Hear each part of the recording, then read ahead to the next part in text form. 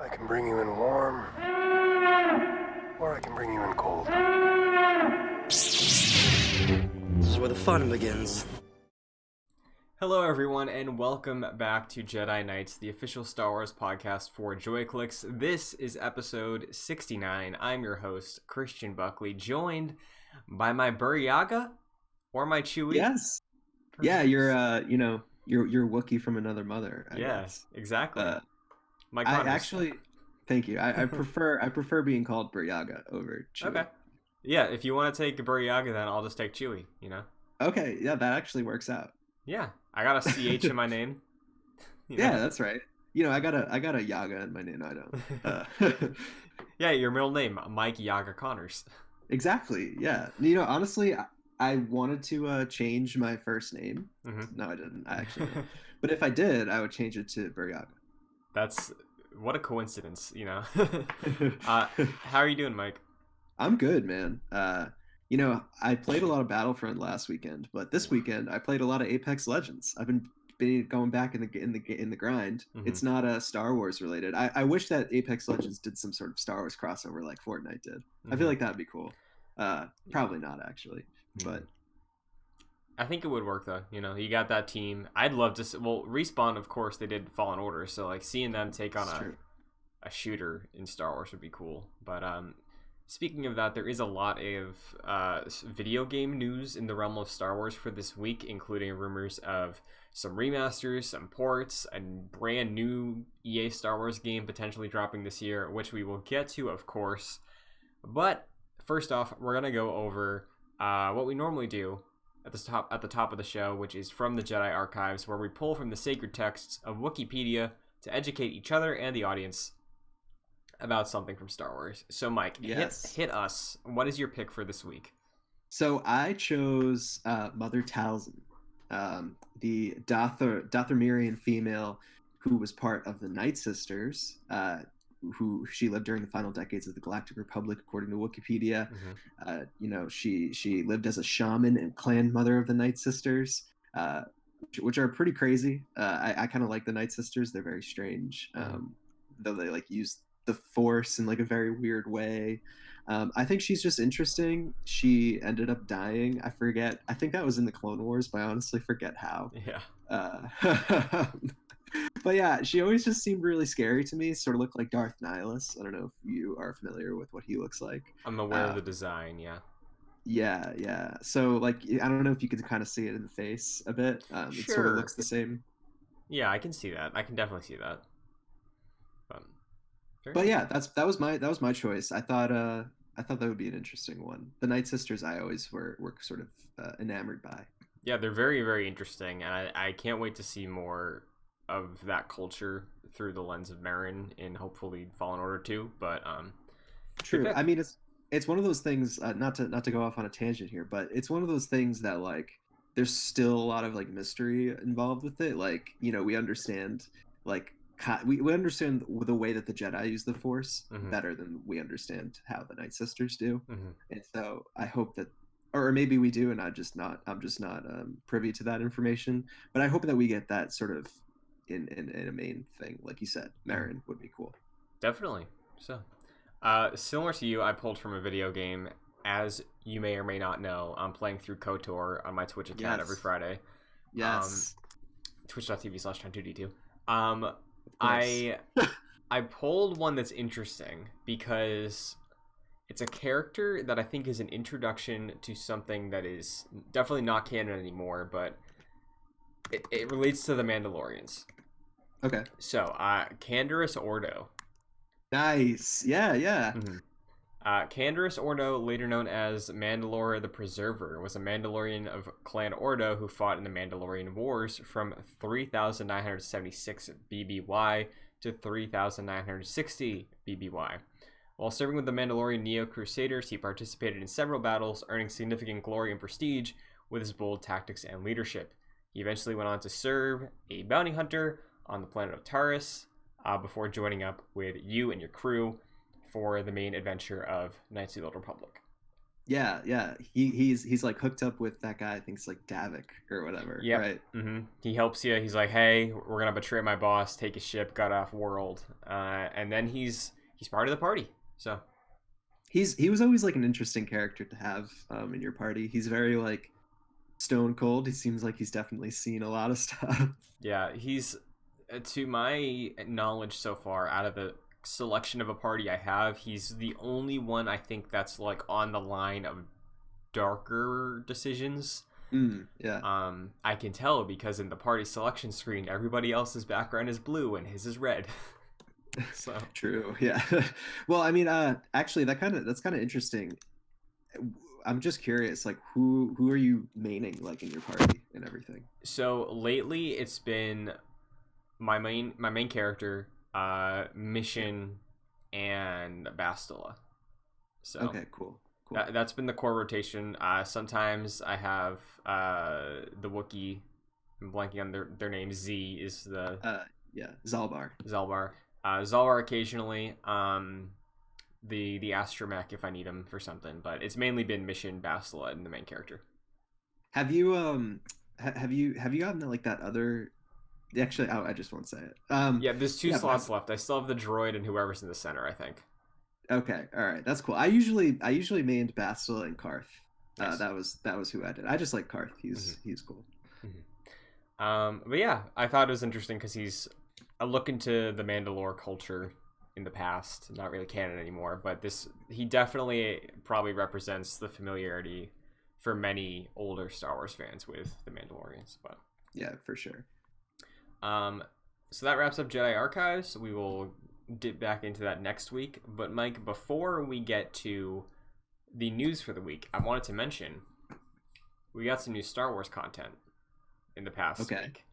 I am holding in my hands Into the Dark by Claudia Gray. I have yet to start this yet, but it's a little longer. It's more pages than Light of the Jedi, but as I think you might have pointed out before, the spacing, it's like much bigger text, less words per page. And so it's a really nice hardcover. It's like a deep brown, maybe like a slate color on the inside, and something that's interesting to me is that it's hardcover, but on a shelf it is much smaller than Light of the Jedi. Interesting, even though it has more pages. Yeah, and like even height wise, it's weird because like Light of the Jedi is this large book. It's like it feels like it's almost a foot tall, right? Yeah. This is like the size of my head. It's probably like 9 inches tall. So definitely strange. I did want to shout out on the back. It just says praise for Claudia Gray, and it has a bunch of people's just like stuff on why she's an awesome Star Wars writer. So. And you're like, yeah, I can co-sign all of that. Oh, exactly. Yeah. So no, I actually just ordered it, so it should be coming this week. I'm excited to pick it up. I'm excited to just have it in my hands. Like I said, I think we talked about on the podcast about how I'm looking to collect the books. Yeah, I'm excited to get the rest of them. Looking forward to checking out The Rising Storm as well. But we'll go over your thoughts on Into the Dark in time once both of us get through it in the coming weeks. So I'm excited to talk about it though. Oh yeah, me too. This is basically a sequel to Master and Apprentice, so I'm excited. True. A sequel, but 200 years in the past. Exactly. Well, let's talk about some news, Mike, because speaking of new Star Wars content, we might have a confirmed window, perhaps, on when the Bad Batch is dropping. Because officially on the D23 website, there was a release for the spring press release, and what was featured in this press release is none other than the Bad Batch, including an interview with D. Bradley Baker, which is interesting because obviously he's basically the main voice for all of them. Yeah. And what's interesting about that is, yes, they're highlighting it in the spring issue, so people are assuming it's dropping spring. The other highlighted interview was with Kelly Marie Tran for the newest animated film she's in, Raya and the Last Dragon. which is also releasing in March. I did not hear about that. Mm-hmm. So if that's releasing in March, it's a highlighted interview. D. Bradley Baker highlighted an interview for the spring release. It makes sense that the Bad Batch is going to be dropping in spring, right? I mean, I definitely would think so if they're already coming out with some promotional material for it. Not promotional, but they're starting to promote the show. Mm-hmm. This is what that is. There's like a certain time, I think, when like a production company, Lucasfilm, can effectively market their show, and they wouldn't start like putting out stuff like this if it wasn't coming out anytime soon. Big example, when the Dune trailer came out last year, and that was supposed to come out the end of the year, but it didn't. Big problem, because now like there's one trailer that's just gonna have to do all the marketing for like the next year. So I think that it's probably good to see this. I think that the fact that they're coming out with this kind of stuff shows that they're aiming towards a release sooner rather than later. And because they announced the Bad Batch, like what was it, like almost a year ago now, it would make sense that they're like finished with it. I'm with you. I always had a gut feeling it would be dropping around the time that Clone Wars Season 7 dropped, just to like maintain that Star Wars momentum the way that 2019 to 2020 we wrapped up Mandalorian and Rise of Skywalker in December, and then come mid-February, late February, we got the kickoff of the Clone Wars, and then that coasted us through the summer. All the news was like Squadrons, and then come time for fall again, it was Mando season again, True. So Bad Batch, like you said, being announced almost a year ago, us not really having anything up until Book of Boba Fett. I think you can put the puzzle pieces together relatively realistically. So if this is the case, I'm super excited for the Bad Batch, as we all know. If you had to put a more specific window on this, do you think it's hitting like March or April? What do you think? So I think April. I think at the latest we're going to see like a summer release for this. I don't think they're going to go any farther than that though, because of like the Book of Boba Fett that I'm sure they said is coming out this year, and also the Mandalorian, which may or may not be coming out at the end of the year. I mean, I guess if I were to put a hard time frame on it, I think we saw the Clone Wars that started in April, correct? No, Clone Wars, I think. Was it May? No, I think Clone Wars started in February and finished in. Oh wow. May. Okay, so it finished in May. That's like what I remember.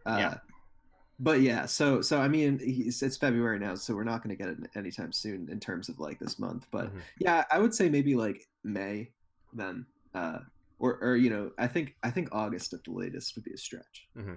For sure.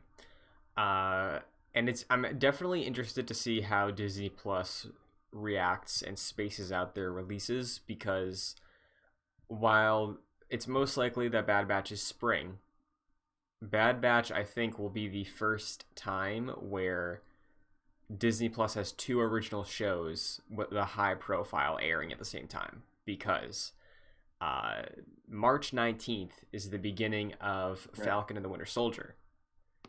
So that's going to be going on presumably, I think, 6 weeks. So it's going to go into April. We'll see when Bad Batch hits. But speaking of Marvel, Kevin Feige was in the news recently. Mike, did you hear this? Did you hear what he said? I did not hear this, but I see it on the doc that we have shared together, and I'm not interested. Yeah, why don't you share with the class what Kevin Feige said? Well, so I don't have any of the context for this, but yeah, I guess Kevin Feige said that there is never going to be he said no, Star Wars a crossover Star Wars and Marvel thing is not going to be a thing that will happen. Yeah. So the context is, he said there's no story. There's like no reason for it to happen. So who asked him that? I don't know. I think it might have just been like a fan Q&A or something. Probably like a Reddit AMA. Like it was just a question that, like, yeah. People always want to see like their favorite things cross over. Like, oh, Batman and Iron Man. Like, it's not gonna be a thing. Like, yeah. When none of this stuff makes money anymore, maybe then. But like, no time soon. Have you seen Patton Oswalt's filibuster from Parks and Recreation? Yes, and where he like pitches all this stuff. Yeah, like he pitches like the episode 7, like before episode 7 came out, and Hmm. he says something similar to like how, like, the Guardians of the Galaxy like show up Yeah. in Star Wars or something like that. Yeah. Which is just so stupid. Hmm. Like I would not want to see this. I've never even this has never even crossed my mind, and it's kind of like I'm kind of upset that it did, because these things should be separate, I think. Yeah, like I love both of them equally. I don't want them touching each other at all. Like Yeah, even what you just said of like the thing that makes sense for what it would be like a Guardians thing. I love the Guardians so much. Guardians 1 and 2 are like some of my favorite Marvel movies. Keep them away from Star Wars. It's completely separate. Like they're so yeah. good at so many different things. Like just don't. I know like Marvel's doing a lot of weird stuff with like, or allegedly was doing are doing a lot of weird stuff with like alternate dimensions and like realities and stuff like that.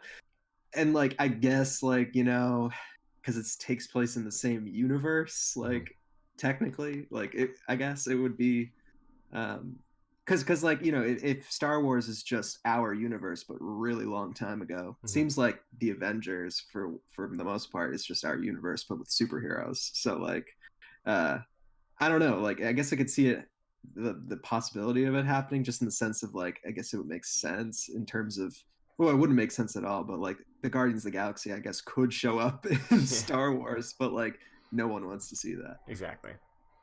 You know what people do want to see though? A lot of things, but I'm gonna guess something Star Wars related. New Star Wars games specifically. Right. So I pulled a recap of this from Star Wars Newsnet. Apparently, Game Rant was reporting on a thing on a subreddit where someone was saying that their sources, they specifically called them their Day of the Tentacle sources. Day of the What? Tentacle being a game that was produced by Double Fine and LucasArts back in the day. So presumably they have an in with Lucasfilm Games, if this is to be believed. But they're saying that there's a medium-sized shooter coming from EA in Q4 2021 on all major platforms. So you'd assume PC, the new consoles. I would probably say PS4 and Xbox One as well. And if you say major platforms, the Switch just sold like 80 million. So I'm just going to go out on a limb and say the Switch as well. Sure. Yeah. They're also saying it's closer to Squadrons in its scope, as opposed to something like a Battlefront or a Jedi Fallen Order or other EA Star Wars productions. It is made in Unreal 4, which is, again, the engine used for Jedi Fallen Order. And all they know is that it's a shooter. It could be first person, it could be third person. Not super sure. But, again, grain of salt. This is just somebody saying they know someone on something, but Mike, if this is a game we get this year, if we get a new Star Wars shooter this year, you excited by that? I'm sure you are, but like, what are your Yeah. expectations? Well, I guess, what do you think medium-sized means? Like, give me another game that you think is also medium-sized. Like what does that even mean? Like squadrons? Like when they say closer to squadrons in scope, do they mean like size as well? Like, I would imagine it's like, did you play Titanfall 2? no. Okay. Titanfall 2 had like a 6 to 8 hour campaign and multiplayer. If it's like, I could see it be something on that scale. Like, Okay. not a massive DICE Battlefront production, but like something with a story, something you can get through in a weekend, maybe a little less, and then maybe one mode that you keep coming back to. Right, right. Well, I mean, I guess it could be Battlefront if you just took the campaign from that, right? Yeah. And just like put it somewhere else, because that was like 8 hours long. Mhm. Yeah, I mean, this is cool. I think that Star Wars just needs to come out with more Star Wars games content. This is something that I've been saying on the podcast for a really long time.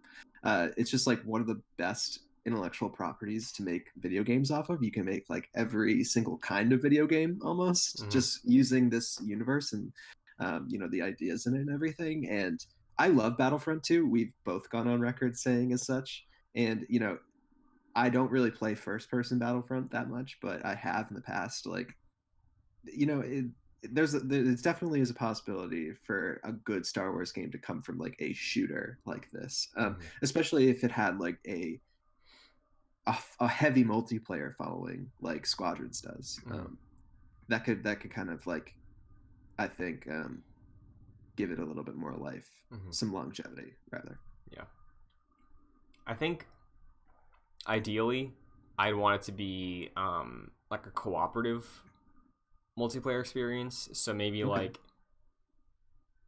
again, what I'm gonna pitch sounds like it would be perfect for a Bad Batch game. Not saying it's gonna be a Bad Batch game, but like a 4-player squad-based co-op.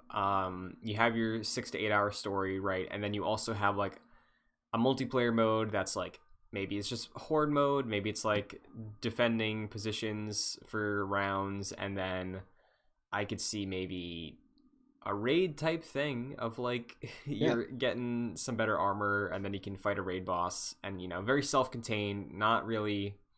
When I say raid, I don't mean like Destiny type. I mean more of like last year Ghost of Tsushima added a multiplayer component that was it was 4 players. There was a big raid boss that incentivized you to play co-op with your friends to play the horde mode. So that is a scope that I can see realistically fit into this report, and I hope that's the type of game we get out of this. So I guess if it's a Star Wars shooter, what do you think? Like, do you think it's going to be like a bounty hunter game, or do you think it's going to be? Know. Yeah, like we've talked about it forever since last year, but I do want a Bad Batch game. I think this would make sense for a Bad Batch type game. Sure. Yeah. I've seen speculation that do you remember, like, I think last fall or 2019 fall, some of the stars of Battlefront 2, like Janina and a couple other cast members, were like working on a project together. Yeah. I've seen some speculation that maybe it's just a small campaign shooter based game about Inferno Squad. That'd be cool, man. Inferno Squad is interesting. You know, just the way that they took Inferno Squad's story in Battlefront 2 is sort of lackluster in my opinion.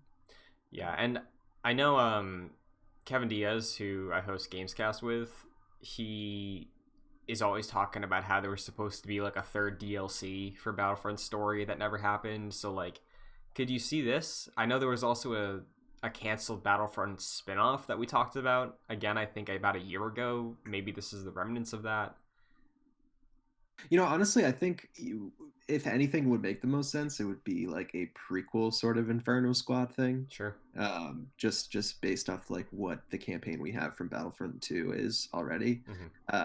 I honestly thought that it sort of lacked some of the depth that, like, you know, telling Inferno Squad's story before the events of Battlefront 2 would actually be helpful. You know, like, it could be a way for EA to sort of get people into Battlefront as well.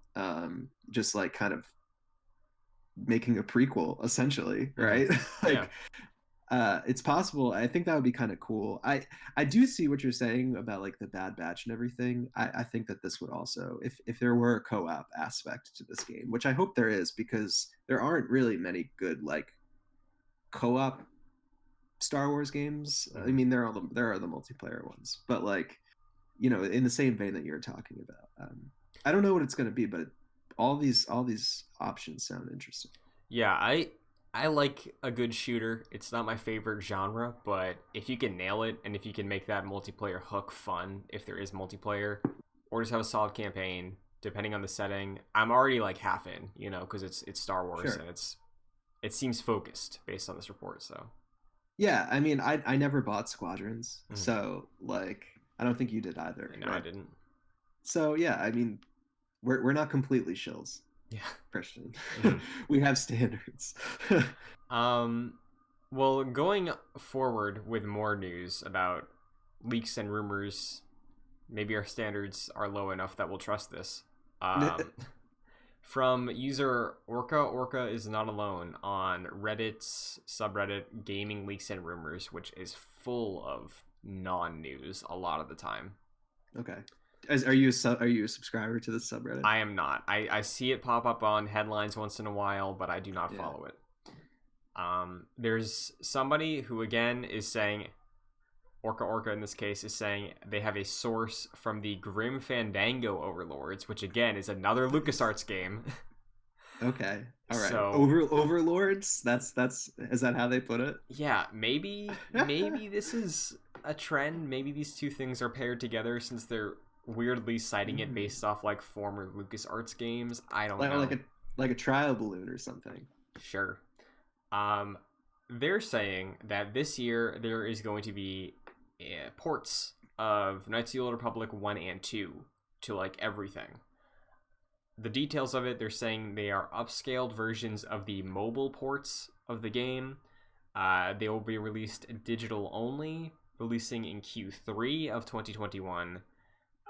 Both games will be sold together for $30, and it will not be the only classic Star Wars game to get a port this year.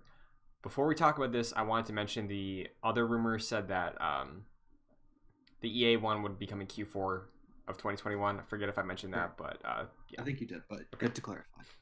So you've been asking for this for a while. You want your KOTOR ports, right? What do you think of this? So I mean, yeah, I guess I am interested in it only in a certain way. Like when they say upscaled, and I'm looking at the Reddit post from Orca, mm-hmm. It's very bare bones. Yes. When you say when this person says upscaled, I don't know what that means. Like, what I want to see is like a Knights of the Old Republic completely remastered, like built from the ground up in like a completely different engine. Yeah. Like I don't want like a Knights of the Old Republic that just like looks a tad bit better, but like could have come out in like 2004. Yes. Right? Like I'm not interested in that. Like I could just play my disc copy of Knights of the Old Republic if it really came down to that. This just doesn't really make any sense to me, honestly. Like because they just put it out like on mobile and everything, and they put it out just like I just don't understand what's the motive for them to put out like an upscaled version of the mobile ports on like console. Why wouldn't they just spend the time and the energy of just remastering it or just not doing it at all? So I think because we've heard rumors recently of a new KOTOR game that is going to be developed in some capacity, very foggy on the details, but I think the motive behind this is honestly the motive behind most of the remaster collections we saw on the PS4 generation, which very much were just upscales of like 1080 60, 4K 60, but like they don't touch the game that much. And I think it's because like they want to release that ahead of a new title to get people caught up, you know? Sure. So yeah. Like, for instance, Devil May Cry 5 came out in 2019 on the PS4, Xbox One. Within like 2 to 3 years before that, they released the Devil May Cry HD collection. It had the PS2 games, the 360 game, all together, upscaled, one package. Kingdom Hearts did this as well before 3. They did all the PS2 games, upscaled to HD, all the content. So on that level, I think it would make sense of like, hey, gauge interest. Does this new generation care about KOTOR? Give them a chance to get in, give them time to catch up before we do a new game. I guess so. Yeah, I see where you're coming from. Yeah. It's just not what I wanted. Like, yeah. I just like I don't know, man. Like, you could just very easily. I don't even know how much it is on like the iTunes App Store or whatever, but I bet it's like like $9. You could just go buy that and play it. It's probably not ideal that you're playing it on your phone, but like it's fine. Like I just don't. I mean, I get it. Like I'm of two minds of it. Like it's not really what I wanted to see from the original Knights of the Republic games, but then you do make a good point. It could get other people into it, particularly because of like what we're about to talk about. I just pulled up my app store on my iPhone. KOTOR 1 is $10. KOTOR 2 is $15 currently. It's like, but like, do you know what I mean? Like, you could just buy it on your iPhone and get the same experience. Like, I don't see the point of like upscaling them and just putting them on the consoles. Like, I see the point, but like, it's just not what I want. Yeah, and I'll say this as somebody who's only playing KOTOR for the first time right now. I don't like PC gaming really at all. And I definitely don't like mobile games for like serious in-depth things. No, yeah. So if I had the chance to pick this up on a Switch, and I assume that this port will hit Switch because all the other old Star Wars game ports that have happened over the last like 2 years have come to Switch, as well as PS4 and Xbox. That'd be absolutely my preferred way to experience these games, you know? So I think on that level, it's definitely not something for the old fans. I think it's much more a move to get other people invested in the series, you know? I'm seeing that now. Yeah. But what's interesting, won't be the only classic Star Wars game to get a port this year, Mike. So do we have any more details on that other than that?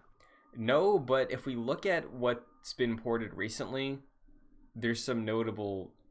I feel like our picks are limited for what's left, you know, because we did Episode 1 Racer, we did Jedi Knight, Jedi Academy, the two of those. Bounty Hunter and Jedi Starfighter are on PS4. Okay. So, like, what's left if KOTOR's out of the picture? We got the classic Battlefronts, 1 and 2. Mm-hmm. We got Force Unleashed. And... like Jedi Knight, Jedi Outcast, like... well, the two of those got ported. Those are actually ported, yeah. So it's just the Battlefronts and Force Unleashed, right? The Shadows of the Empire is notable, but... I'm sure we're missing some other ones. Like, wasn't there like a Republic Commando one too? Like, yeah. Has that been ported? I don't think so. And Republic Commando, actually, from what I know of it, is what I'm envisioning when I was thinking about that EA game, of like squad based, you know. You know, it's one of those things that like if they decide to port certain games over others, it may be a good indication of like the direction that they're going in, right? Like they wouldn't want to port a Star Wars game that's like kind of the same vibe. Like, you know what I mean? They wouldn't want to do that in the same year that they're going to release another game. That's almost exactly the same, or not exactly the same, which is of a similar concept. Yeah. So all I'm saying, if I can get Battlefront 2 Classic on my Switch with multiplayer, I'll be the happiest person in the world. I mean, I think Force Unleashed 1 and 2 would be cool. Yeah, that for sure would be awesome too, just to see those again. You could easily port that onto like a Switch, no problem. Yeah, I think whatever other ports there are, like everything we're talking about with the KOTOR ports and whatever else is coming, these will be on every platform that exists right now. I'm convinced. Like, there's no way they're not on PS5, PS4, Switch, Xboxes, PCs, all of them. Yeah, I mean, it like the whole Switch thing. It's like they put Jedi Knight and Jedi Outcast on the Switch, correct? So like, why wouldn't they put other ones? Yeah.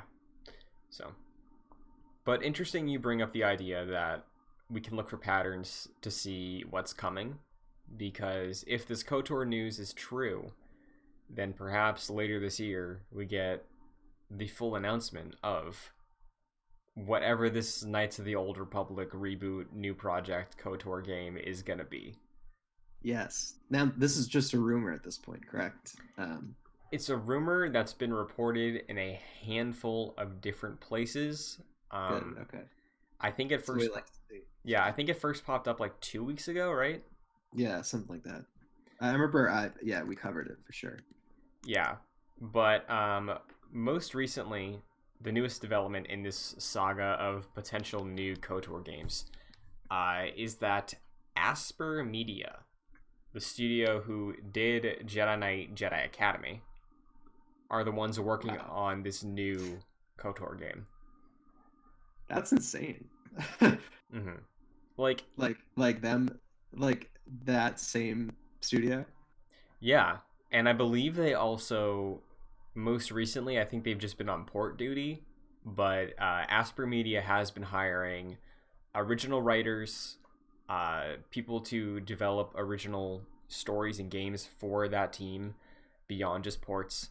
And I also think that they scooped up some former BioWare people recently. Interesting. So what does this paint an image of in your mind for a new KOTOR game, hearing that this team is the one responsible for it, potentially? So yeah, hearing that this team is responsible for it, or potentially are responsible for it, makes me think like if this game is going to be sort of like Fallen Order-esque, right? Mm-hmm. Like if you think of like Jedi Knight and like Jedi Outcast, like those were taken from Kyle Katarn's point of view, but like sort of like similar vibe. Like you're like a Jedi, like going around doing whatsoever, and like fans have a specific idea about like what the old Republic is in their head. So like you'd probably have to like do something with that existing knowledge, like that you'd have to do something with like Revan, which makes me think that like you're gonna have to you're gonna be following around like a Jedi during this time or something like that. That's the picture that sort of is painted in my head, sort of modernizing Jedi Outcast and Jedi Knight into something newer. But like like I was saying, there's a lot that like you have to do when you make this, because there's just so many people who have this time period so hard in their chest and everything like that. Keep it close, rather. Yeah, and just to lend further credence to this, Jason Schreier, who again is like the video games journalist, I think the last time we talked about this, he basically confirmed that there is a KOTOR project in the works, because he didn't say it wasn't happening. He was like, you're just never gonna guess who it is. I would have never guessed Asper Media, the people who like have been doing ports forever, are handling this massive undertaking of a project, right? Yeah. I mean, I didn't even know who Asper Media was. Right? Yeah. And then the person who originated this rumor posted it on Reset Era, where Jason Schreier is active at times, and he like, I think he quoted it and he was like, so yeah, I think it's fair to expect that whatever this weird remake, retooling, recanonization of KOTOR is going to be, it's probably from them.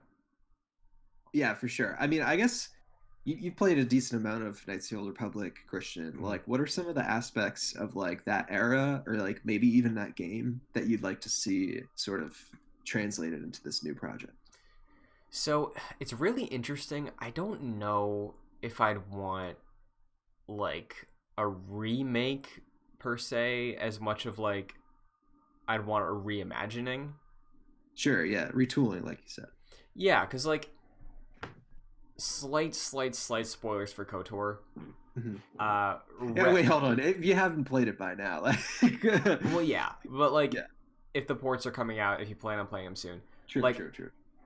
Revan is basically like a reverse Anakin, kind of like good, bad, good, depending on how you play the game. Yeah. So I don't know if you would just do that same story again, or if, like you said, it would be through the perspective of a different Jedi and Revan is just around, reimagine Revan in the new canon. I'd kind of prefer that, and the story so far, the Starforge stuff, you can use that, but I do think like focusing in on something in this era, like the Mandalorian Wars, which hasn't really been explored much, I think might be a more interesting way to frame a game like this, specifically if Asper Media, who has a history of like that action-based combat, not like KOTOR turn-based, is behind it, you know? Yeah, well, I couldn't see them taking KOTOR 1, right, and then just doing a carbon copy of it. That's like, that would be cool if they were doing a remaster, right? But like, if like you said, because this is a new project, I would rather them, like, I would agree with you. I'd rather them see them like reimagine it, kind of put their own twist on it in a certain way. And yeah, they would have to do something with Revan, like. That's not a question. Like, that would have to come up at some point. It's just how they do that is gonna be different than how Knights of the Old Republic, the original one, did it, because Disney's not gonna let that stand. They're gonna want to do it their own way, right? And that sort of changes like how. I guess it's just different because I'm not sure if going with the Old Republic is quite like a good idea for Disney, because like they're already doing like High Republic stuff. Mm-hmm. And it makes me also think, I think Jack brought this up to us, what if it's a Knights of the High Republic game? Yeah, I could definitely see that as well.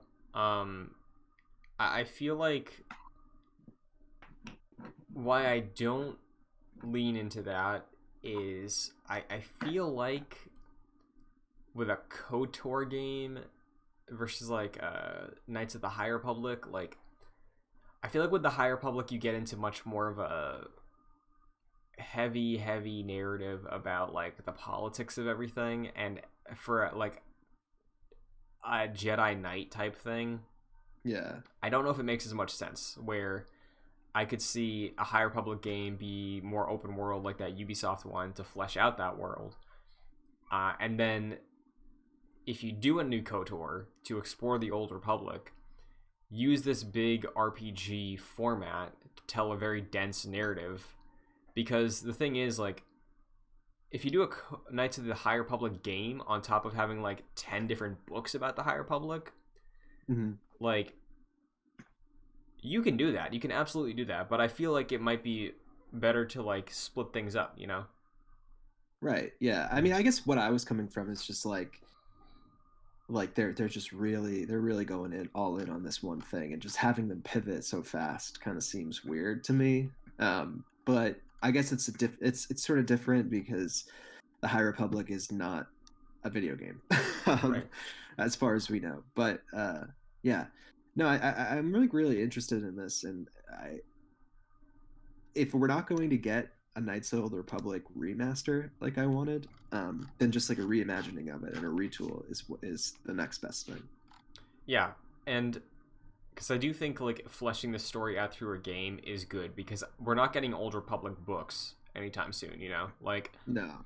and it's an era that definitely has a fandom to it, and I think you can probably appease some fans that have been upset, I guess, with the direction of things.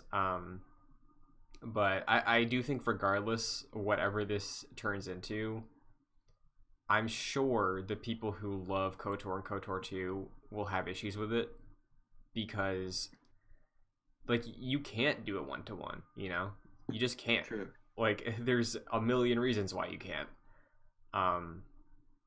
But I do think like taking that time period, taking that name, and doing something new and original with it, while giving people a new version of Revan, something that fits in with what we know of Revan in the timeline, Darth Bane, the Sith Army, like, Yeah. canonize that in a new, exciting way that's not just like repeating the past. Because the stuff I know about the past, some of it's ridiculous. Like, for sure. like Darth Nihilus, don't do that. Just don't. Yeah, pretty dumb. Yeah, you know, like someone's gonna be mad, but like just don't do that.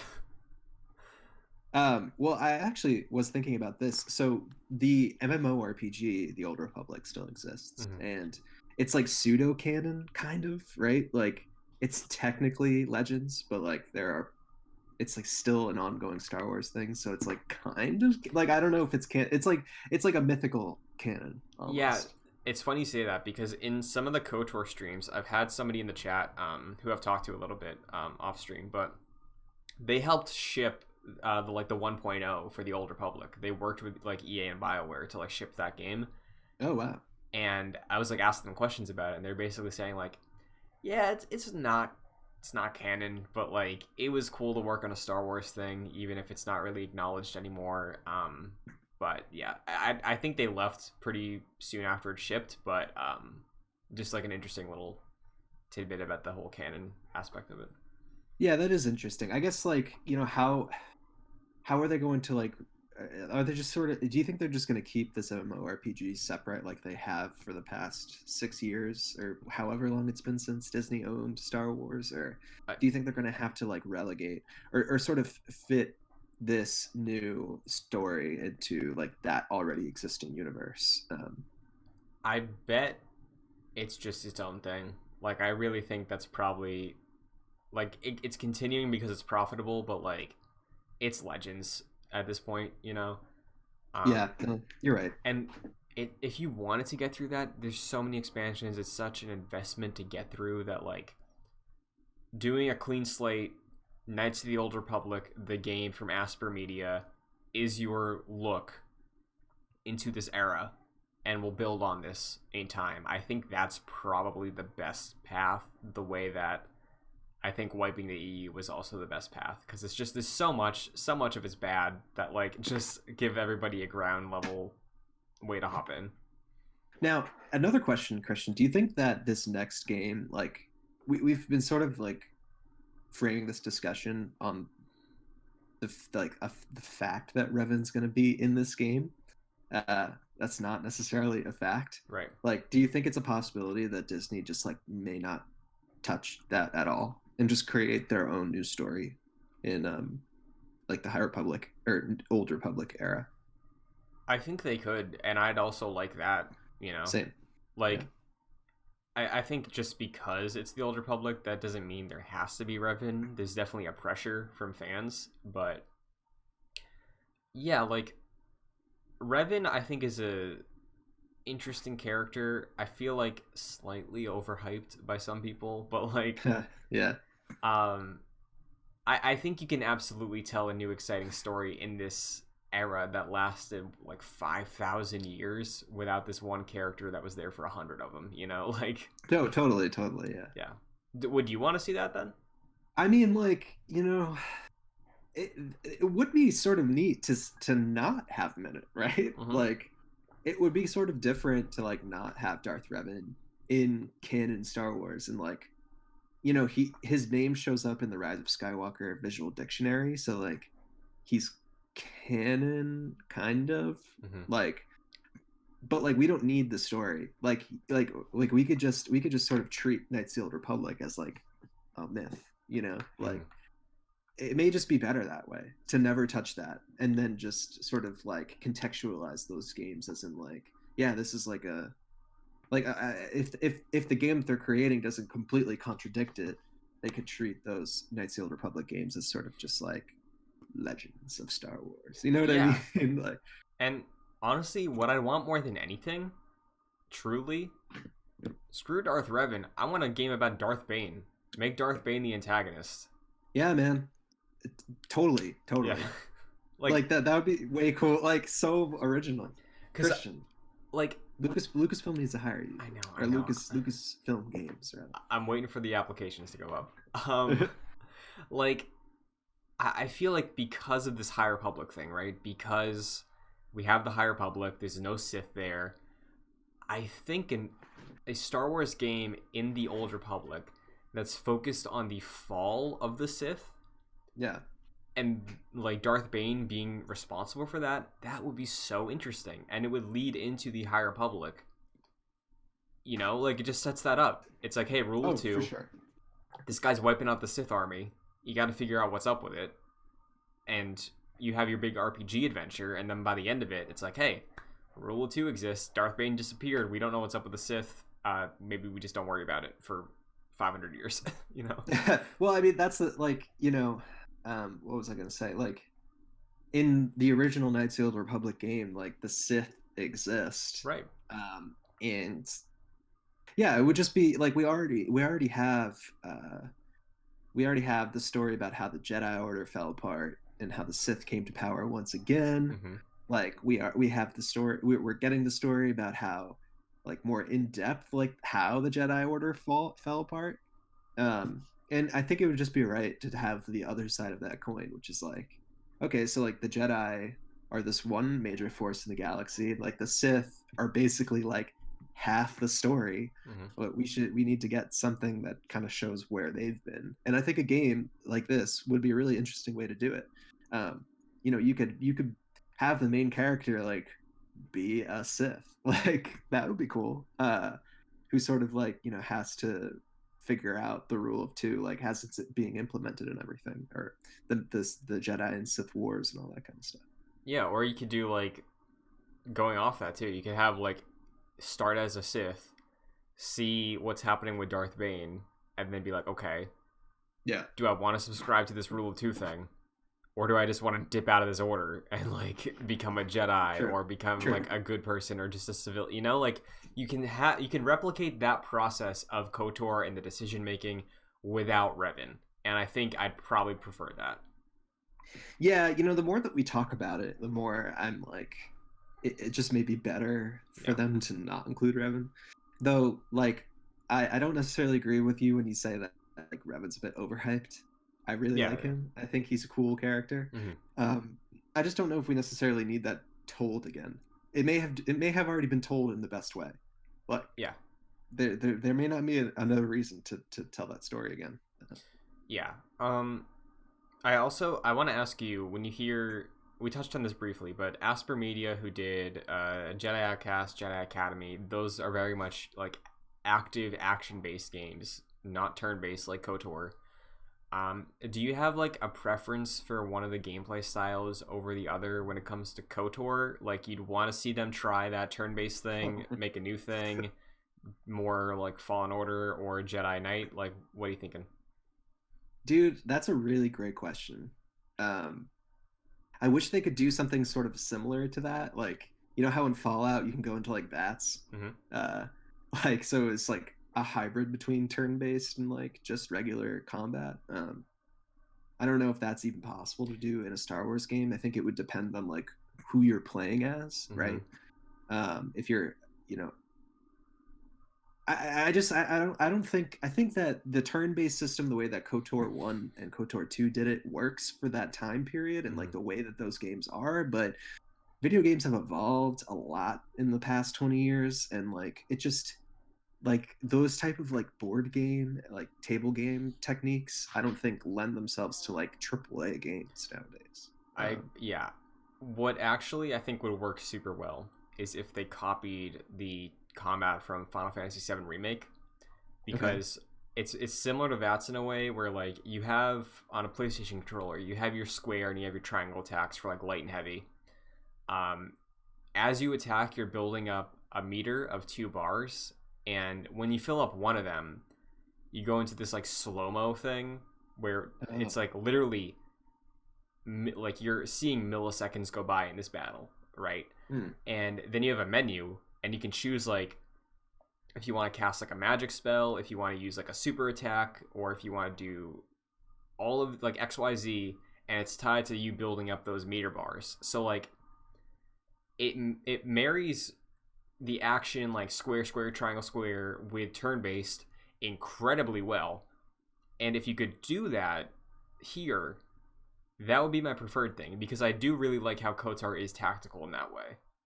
Yeah, KOTOR is really cool. I really think that the way that they do the combat in that game is pretty unique for like a video game. Even still, like I just don't think, when you're talking about a AAA game and like it's 2021, this game's not going to come out till like 2024, right? Like it's just you'd have to find a way to marry the two. Like you said, the Final Fantasy way seems interesting, but you can't just like I just don't see, with the flow of the video game and everything and just the way that people play games, like I don't know if that would have that big of an audience. I mean, I'd be into it, but like like you're regular everyday person having the same turn-based combat as KOTOR 1, where like everything pauses and you have to like pick a few things, and then like your enemy gets to do it to you.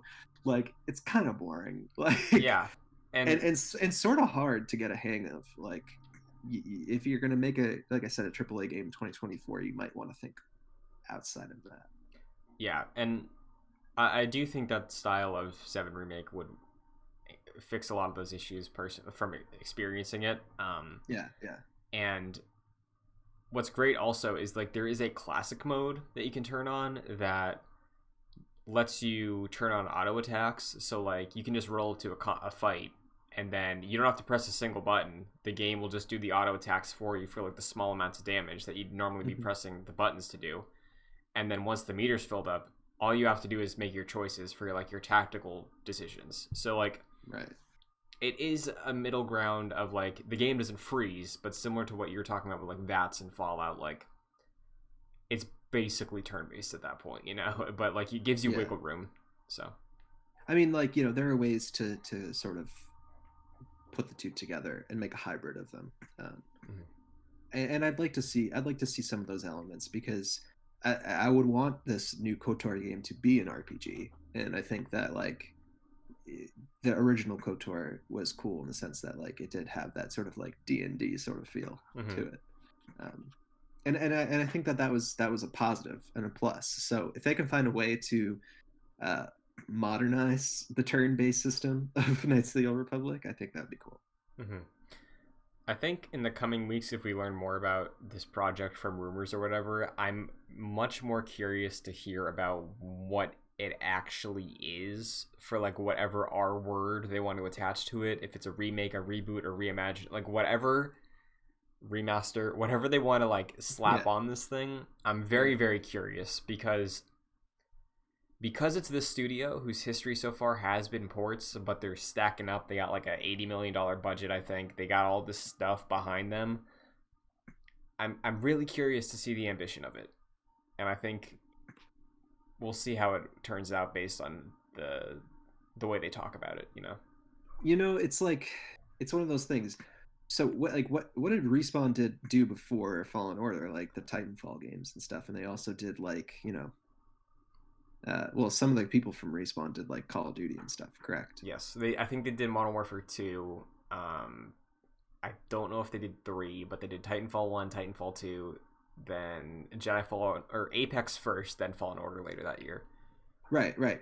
So I mean, like a relatively like smaller company, right? Like not as well known as like some of the main ones out there. Mm-hmm. I'm getting similar vibes from Asper Media, right? Maybe they can make a name for themselves with this, sort of like how Respawn did. Like, they had great games before, and like, I'm not to say that Titanfall like wasn't popular, but just like wasn't to the level of like Star Wars or something like that. And Respawn nailed it with Fallen Order, and they're like a household name now. So it's possible like Asper Media could also have the same fate. Yeah, it's definitely not impossible for a studio to go through that arc. It happens pretty frequently, like every 5 years or so, there's a big success story. Hopefully Asper can fall into that. Yeah.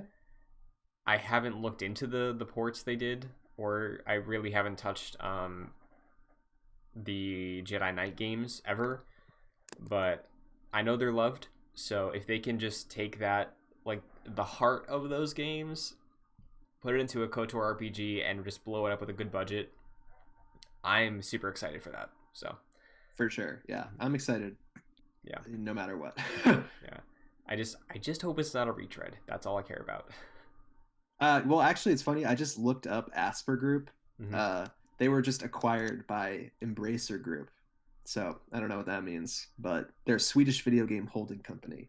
And this just happened. Wait, Embracer Group, I think, owns THQ Nordic, and they just bought Gearbox, who does Borderlands also. The company was added as a studio under the Saber Interactive label within Embracer. Okay, Saber Interactive, I think, owns THQ Nordic. Perhaps. Yeah. Well, yeah. I mean, Saber Interactive seems like they've done a lot of stuff. Yeah. So. Well, that's just added news. Interesting. Yeah, definitely curious to see what becomes of this. I have high hopes. Like looking at the track records of all these studios, I don't know if there's any like standout games they made, but that doesn't mean it can't be good. Oh yeah, I mean they did Civ 6. Yeah, we're interested. So I'm excited to see what becomes of this news in the coming weeks. We'll see if we have any confirmation about this or Bad Batch by next episode, but hopefully we do. Yeah. Until then, Mike, where can everybody find you? You can follow me on Twitter at Mike P. Connors. Very nice. You can follow me on Twitter, Instagram, Twitch, and TikTok at ChuntyD2. This show is available on youtube.com/joyclicks under the Jedi Knights playlist if you want the video version, as well as all of our other podcasts, or on podcast feeds, Jedi Knights, Apple Podcasts, Spotify. If you can rate a review on that platform, it would be greatly appreciated if you did. It helps the show out a ton. It takes just a second, real quick. And if you want to get involved further, patreon.com/joyclicks. At the $1 and $5 tiers, you can support all of our shows. And at the $5 tier, you get producer credit on all of them, like Chris Sakas and Aaron Easton. So thank you very much. But yeah, I think that's going to wrap up episode 69 of Jedi Knights. So, Mike, as always, it's a pleasure. Always, Christian. So, until next week, we're fine. Everything's fine. How are you? May the Force be with you. Oh, yes, you're right. Beep is up.